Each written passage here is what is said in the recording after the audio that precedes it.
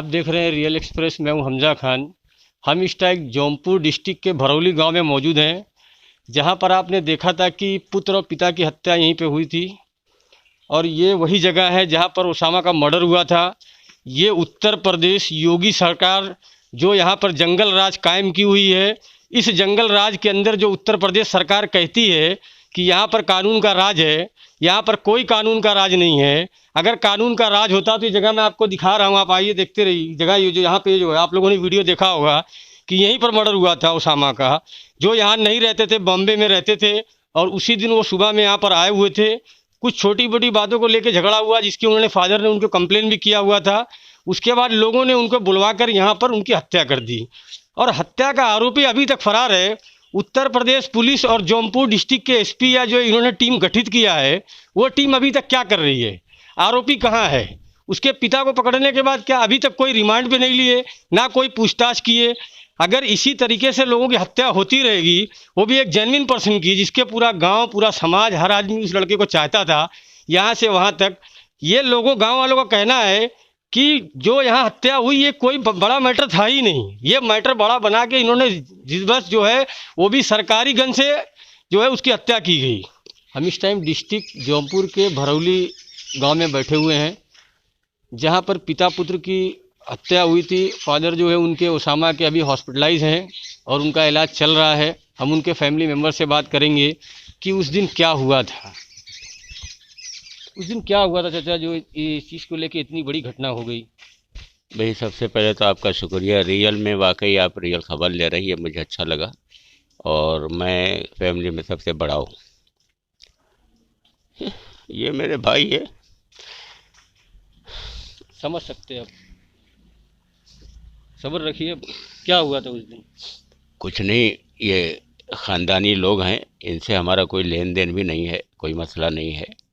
और ये धोखा है, आज तक ये समझ में नहीं है। क्योंकि जिस दिन सुबह में ये हादसा हुआ है 9 बजे, उस दिन उसके एक रात पहले 8 बजे मेरे घर से ही खा पी के निकला, घर से बात करते हुए निकला, और शाम सुबह में फ़ोन करके बुलाकर धोखा दिया।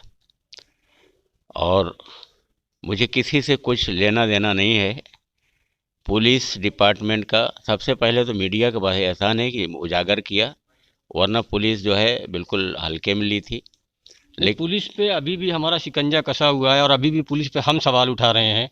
आप पुलिस से कितना सहमत है वो आप उनसे मिलते जुलते होंगे, लेकिन हम पुलिस से सहमत नहीं हैं। हम सीधे सीधे पुलिस को यहाँ पे जो है, हम योगी सरकार को डायरेक्ट टारगेट करते हैं और सीधा उनको बोलते हैं कि यहाँ का कानून राज जिस तरीके से योगी सरकार बोल रही है, वो योगी सरकार का कानून राज यहाँ लागू नहीं है।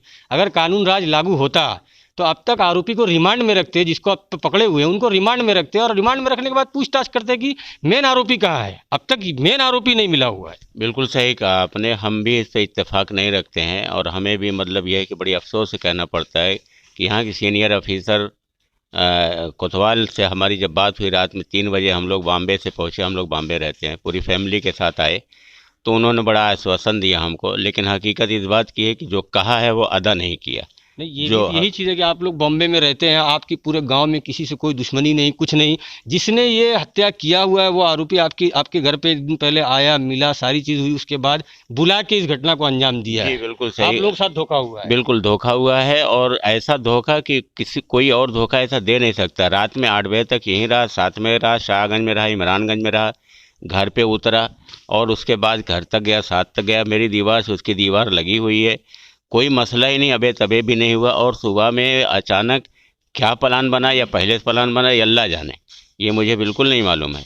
लेकिन यह है कि जो पुलिस शासन, जो वो ताकत है हिंदुस्तान की, बहुत बड़ी ताकत है, लेकिन उस ताकत का सही इस्तेमाल नहीं किया गया। अगर सही इस्तेमाल किया गया होता तो आरोपी अब तक हाथ में होता और बयान दिया होता। आपको शिकायत है, इससे हम समझ सकते हैं। और हम बहुत स्पष्ट करना चाहते हैं कि जिस तरीके से इन लोगों की पीड़ा है, प्रशासन और एसपी से खासकर मैं निवेदन करता हूं, जौनपुर एसपी से, कि आप इसको गंभीरता से ले। जो भी आप टीम ने गठित किया है, उस टीम को जल्दी से जल्दी आरोपी की गिरफ्तारी करवाइए। सर, मैं आपसे पूछना चाहता हूँ कि उस दिन ये चाचा ने जो बताया, जी आप लोग यहाँ रहते नहीं हैं, जी। तो आप लोग कब यहाँ आए हुए थे? ऐसा है कि हम लोगों को तकरीबन ये 11:15 बजे की घटना है। शनिचर के रोज़ 19 तारीख को 11:15 बजे ये घटना हुई है। उसके बाद फ़ोन के ज़रिए हमको मालूम पड़ा कि ऐसा ऐसा हो गया। पहले तो हमको यकीन नहीं आया कि ऐसा हो गया, बहरहाल जो होना था वो तो हुआ, हमको मालूम पड़ा। तो फिर हम लोग वहाँ 6:20 की फ़्लाइट थे, हम लोग लखनऊ आए। लखनऊ में 8:20 पर कुछ शायद फ़्लाइट लैंड हुई है। हम लोग बाहर निकले, गाड़ी हमारी थोड़ी सी लेट थी जो गई थी लेने के लिए। तो 10 बजे तकरीबन हम लोग लखनऊ से निकले और तकरीबन 3:30 के आसपास सुबह में हम लोग जो है कोतवाली थाना पहुँचे, शाहगंज। थाना पहुंचने के बाद चूंकि हम लोग 15 लोग थे, भाई बहन वगैरह थे, घर के फैमिली के मेंबर थे, हमने कहा सर आप हमें बताएं, हम लोग फैमिली के लोग हैं, अभी तक आपने क्या किया है। सुबह 11 बजे ये घटना हुई है, वे रात के जो है 4 बजने वाला है, सुबह 4 बजने वाला है, इतना सारा हो 24 घंटे होने जा रहे हैं, क्या किया। तो उन्होंने आश्वासन दिया, आश्वासन के अलावा कुछ नहीं दिया। और दूसरे एक बहुत बड़ी हम लोगों की नज़र के सामने जो उनके लोगों को उन्होंने अरेस्ट किया था, ऐसे उठाया था रिश्तेदारों को, इनको उनको फालतू लोगों को, वो बस वहाँ बैठाए थे पुलिस स्टेशन के गेट पे, बैठा करके दरी वरी बिछा करके, कूलर पंखा लगा करके एकदम बाराती के जैसे सुलाए हुए थे। तो हम लोगों ने वहाँ जब देखा तो हमने उस पर इश्काल किया, हमने एतराज़ किया, हमने कहा कि सर ये अगर आरोपी हैं तो आप यहाँ क्यों रखे हो इस तरीके से, ये बाराती तो नहीं है, आप इनकी इज्जत खातिर कर रहे हो। अगर आरोपी नहीं है तो उठाए क्यों, अगर आरोपी हैं तो आपने यहाँ क्यों ऐसे कूलर पंखा लगाया हुआ है। नहीं नहीं ऐसा है वैसा है। हमने कहा सर प्लीज़ आप ऐसा मत करिए, ये इंसाफ कायम कीजिए, हम इंसाफ चाहते हैं और हमको इंसाफ चाहिए।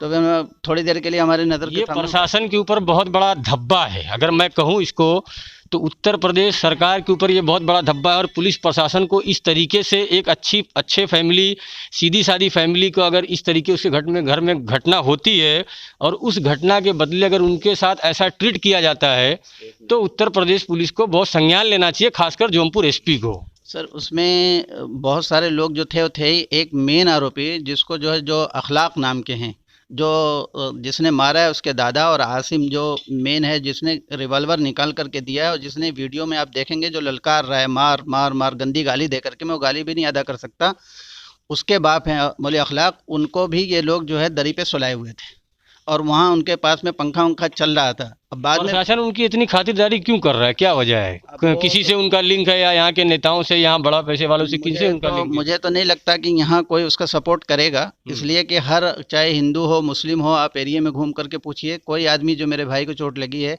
हर आदमी इसके लिए रो रहा है, और जो मेरा भतीजा था उसके लिए हर आदमी रो रहा है। तो यहाँ तो कोई उसका नहीं कर रहा है वो। लेकिन इसमें ज़रूर वो है कि आप देखेंगे कि मौली अखलाक को भी इन्होंने फ़ौरन भेज दिया पीसीआर। आप एक छोटा सा कोई पॉकेट मारता है ना, एक छोटा सा मोबाइल चोरी करता है, उसके लिए भी ये लोग 4 दिन 8 दिन 12 दिन 14 दिन 21 दिन का रिमांड लेते हैं। लेकिन इतने बड़े केस में इन्होंने एक दिन का रिमांड नहीं लिया, एक दिन का। 302 का केस है साहब, 302 है, 307 है, वगैरह वगैरह, बहुत सारे लाइफ, ठीक है। और उसके बाद आसिम जब ये लोग पकड़ा गया, आसिम कहीं से पकड़ा गया क्या नहीं मुझे नहीं मालूम है, पुलिस जाने।